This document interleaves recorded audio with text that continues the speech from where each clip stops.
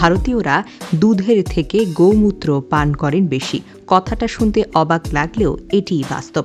সম্প্রতি ভারতের রাজস্থান সহ বিভিন্ন প্রদেশে গোমূত্রের চাহিদা এতটাই বেড়েছে যে দুধের থেকেও তা বেশি দামে বিক্রি হচ্ছে। রাজস্থানের স্থানীয় কৃষকেরা বলেছেন, গরুর দুধের দাম যেখানে লিটারে প্রতি 22 থেকে 22 টাকা, সেখানে গোমূত্র 50 থেকে 30 টাকা।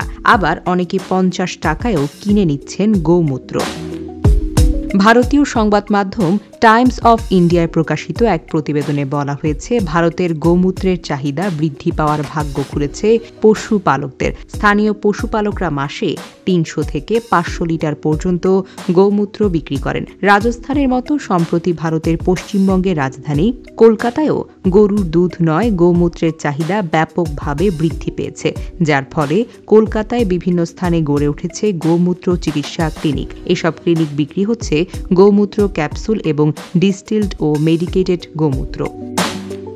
দেশটির ব্যবসায়ী মহল বলছেন, গুজরাট, রাজস্থান, মধ্যপ্রদেশ, উত্তরপ্রদেশের মতো রাজ্যে ব্যাপক চাহিদা রয়েছে গোমূত্রের। আর এসব রাজ্যের দেখাদেখি কলকাতায় গত 3-4 বছরে তুঙ্গে উঠেছে গোমূত্রের বিক্রি। কলকাতা সহ সারা পশ্চিমবঙ্গে মাসে 10,000 লিটার গোমূত্র বিক্রি হয়। স্থানীয়রা বলছেন, গোমূত্রের এমন চাহিদার ধারাবাহিকতা থাকলে তা আগামীতে আরও বেশি শক্তিশালী হবে ভারতীয় অর্থনীতি।